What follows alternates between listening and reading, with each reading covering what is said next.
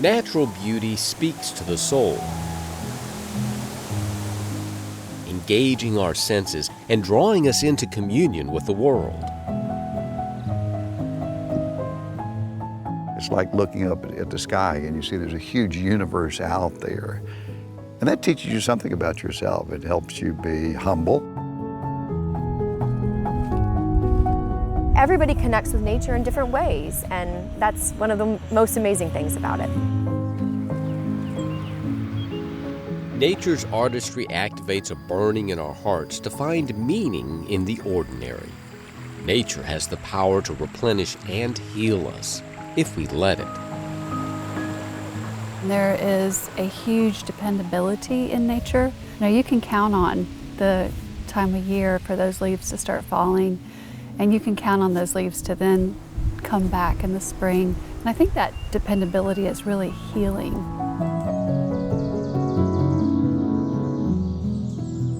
You don't even realize consciously that our whole body and our health, the way we feel, our psychological well-being, we're sensing it and being grounded by the outdoors.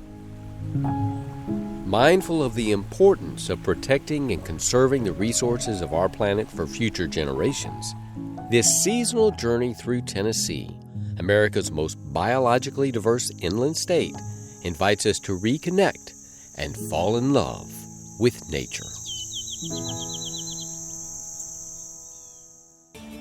Nature is not just in those lines on a map. Nature is everywhere, and we need, wherever we live, to have those connections with the outdoors at all times. So it's not just, I need to go to a park to get nature. And the only place we protect nature is in a park. Nature is all around us, and it's part of where we live, in our cities and wherever we are, our farms. And when we start to think, oh, it's something to push away, then we're separating ourselves, and then we've lost the battle. And we've lost part of ourselves. And we're not recognizing that humans are part of the whole system.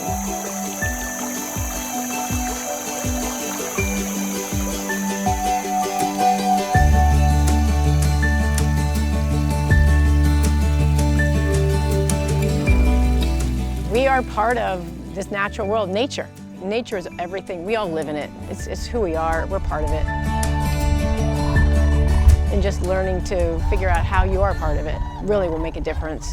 We only live inside because we want to be protected from bears and things, right? I mean, we're not inside all the time. That's not what we were designed to do. That's not, that's not in our natural genetic makeup. So outdoors is where we came from, it's what we are. And we go indoors for shelter, but it's not meant to lock us away. When I'm outside and I go walk with my dog, I immediately calm down, and it helps me pull out of what I've been thinking about. It just makes my mind slow down. And I'm looking at other things. I'm not necessarily looking, I'm not thinking, I'm just there, I'm being, I'm present. And I think that's what most people get out of it. They don't always realize it, but it's helping us not obsessively think, and it's amazing how powerful smells are. And when you're outside, you get the subtle smells of the trees and the plants, what time, the lighting, and that all, believe it or not, sets your biological clock in your brain too. And so it helps you go to sleep, it helps you know what time of day it is, especially if you're someone who has to have a job where you're inside and you're looking at a screen for 9 hours. Now you've completely discombobulated yourself, so when you get outside, it's a great reset.